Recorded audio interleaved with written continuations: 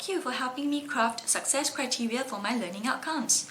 I am interested in how I can design learning activities that will allow my students to demonstrate that they have achieved the intended learning outcomes.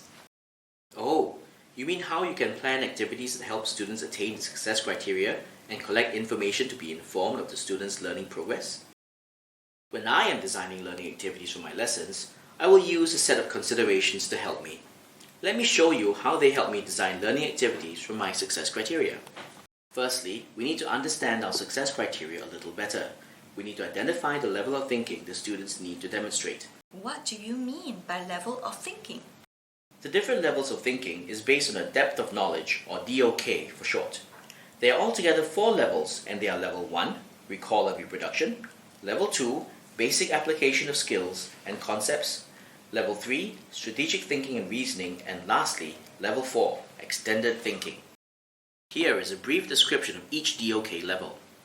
At the Recall and Reproduction level, the students will be involved in working with facts, terms, and/or concepts. It may also involve use of simple procedures and/or formulas. Students are not required to transform or process information before responding. They are required, however, to communicate or demonstrate the concept and content they have been taught. Bloom's verbs such as list, define, identify will give an indication that the activities are designed at the recall and reproduction level. Yes, at the basic application of skills and concepts level, students will be making use of information and concepts taught to answer questions, address problems, accomplish tasks, or analyze text or topics. That means that they will be required to make some decisions about how to approach the problem or activity before responding. For example, after learning how to represent fractions on a number line, students can be asked to describe and explain the examples and non-examples of representing fractions on a number line. At the strategic thinking and reasoning level, stating one's reasoning is a key marker of tasks that fall into this particular category. Students use the knowledge and content taught to defend and support their responses and results. So students will be involved in activities that require them to critique, formulate, hypothesize, etc.? Yes. For example, students can be asked to hypothesize and explain how improper fractions can be represented on a number line from what they have understood about proper fractions. So, what do you think the students are doing at the extended thinking level? Well, something more complex than reasoning will be for students to apply the knowledge and content taught to new contexts.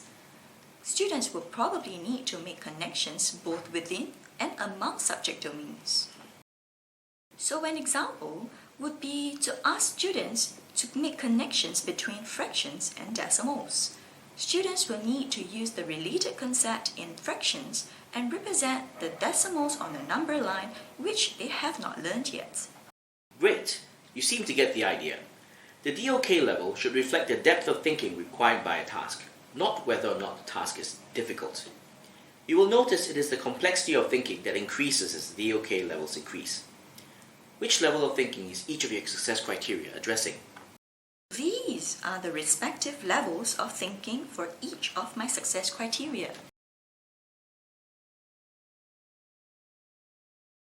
Now that we have a better understanding of your success criteria, let's use this knowledge to help us design suitable lesson activities that will best allow you to gather evidence of your students' learning.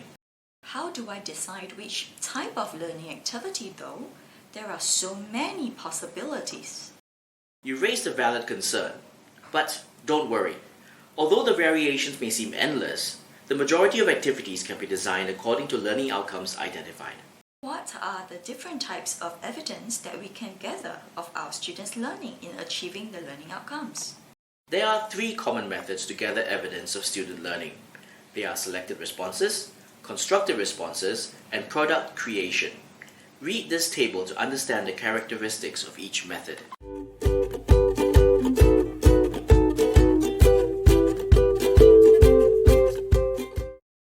Now that you've understood the characteristics of each method, let's look at the possible activities that could be designed for each DOK level using the different methods to gather evidence of learning.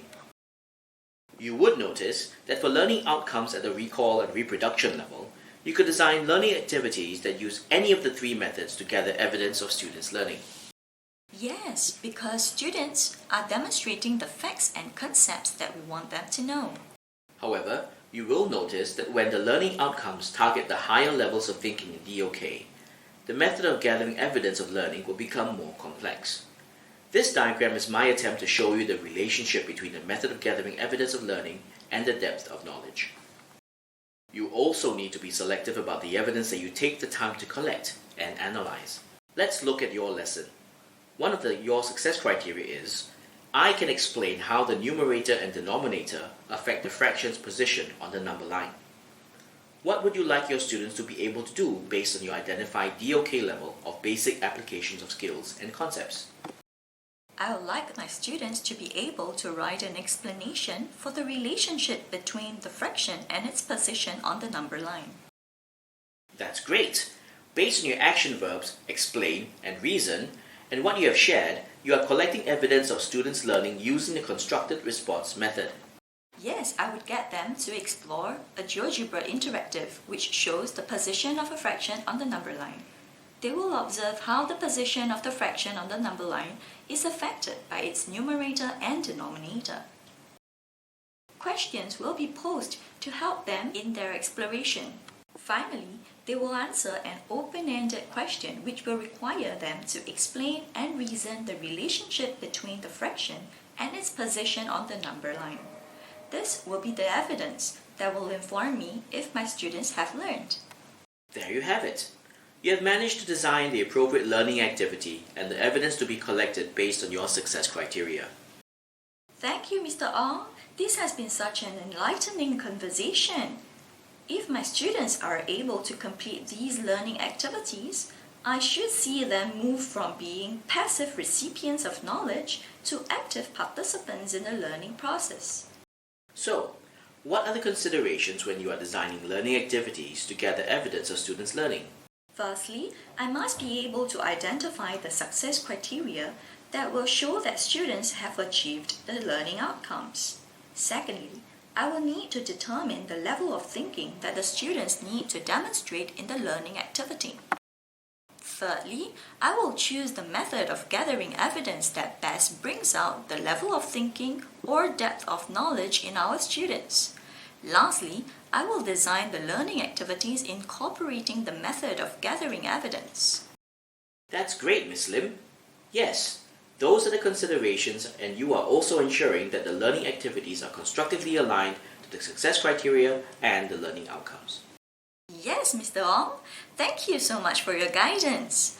But I wonder if technology has a role in all of these. Can technology help to facilitate the evidence gathering process and value add to my students' learning? Yes, we can explore about the role of technology and how it can facilitate the evidence gathering process and value add to our students' learning during our next PLT session.